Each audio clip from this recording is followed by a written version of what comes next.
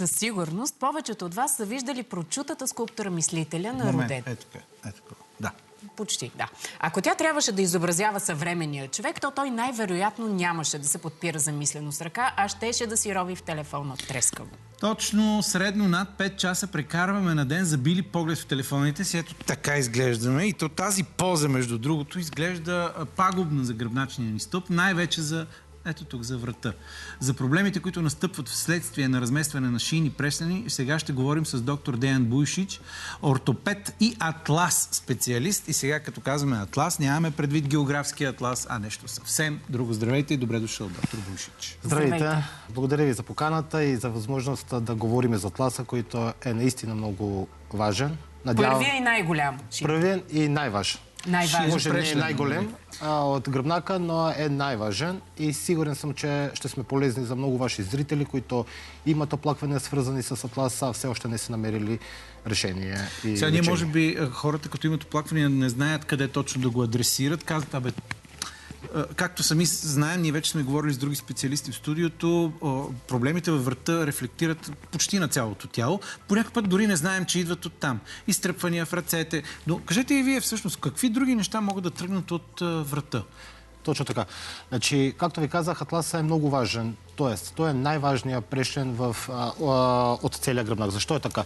Ако в атласа, това е първият прешлен, който е базата на гръбнака, има разместване. Това като домино ефект ще се рефлектира надолу. Това са го знали още древните гръци. За това са дали имена само на първия и на втория шиен прешлен. Атлас и Аксис. Всички останали имат само имена според това, къде се намират. Но само първите два имат си... C4, L5 и подобни. Да.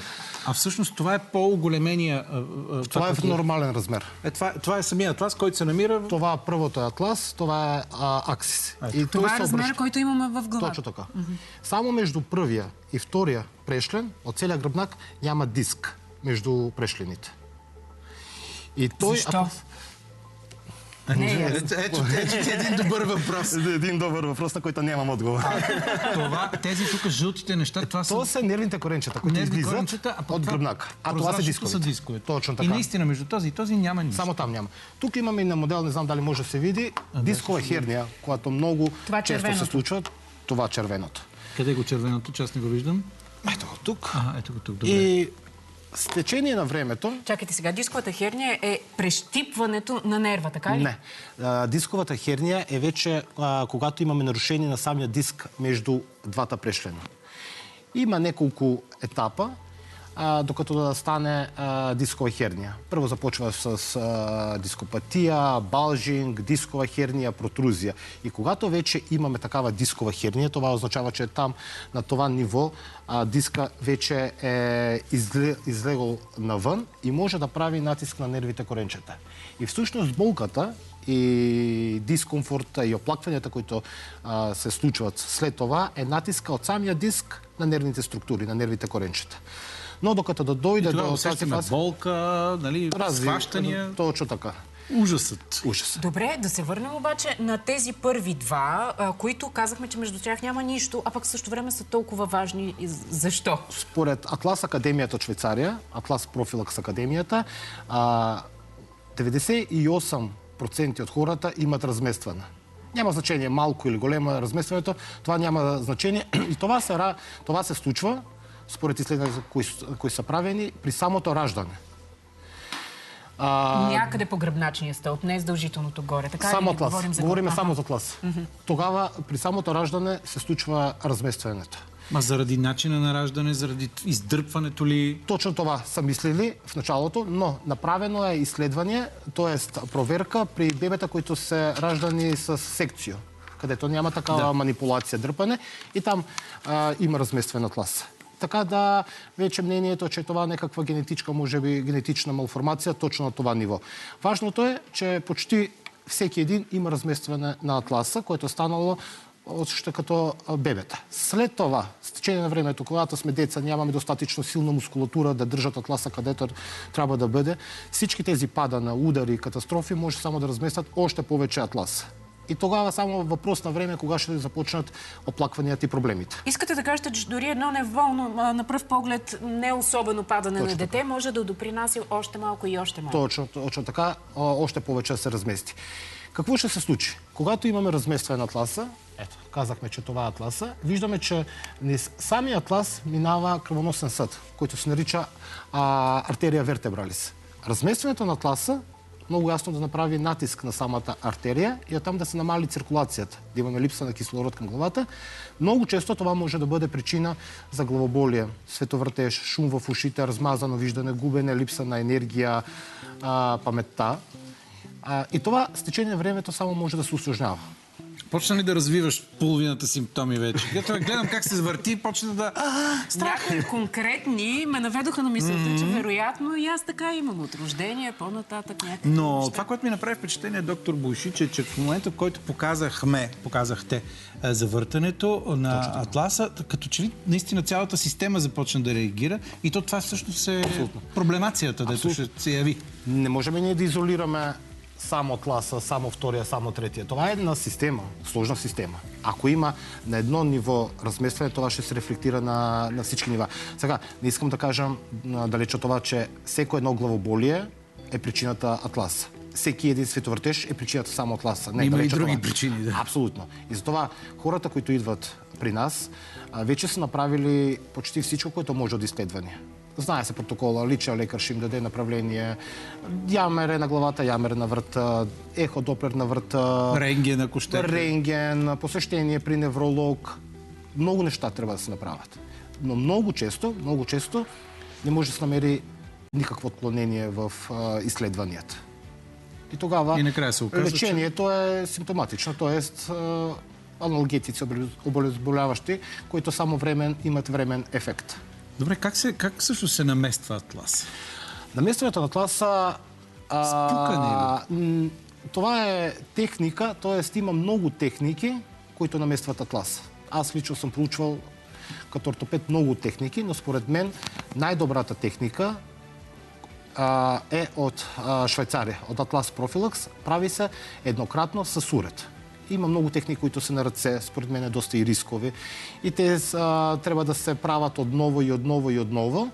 Има техники, които се използват и други уреди, но пак казвам, според мен техниката от Швейцарската академия е абсолютно без никакви рискови, прави се еднократно и има наистина добри резултати. Какво представлява тя? Някакво загряване с уред или... Не. На точно определени места, на точно определени точки, с точно определено спазване на протокол, релаксираме мускулатурата в близост на атласа.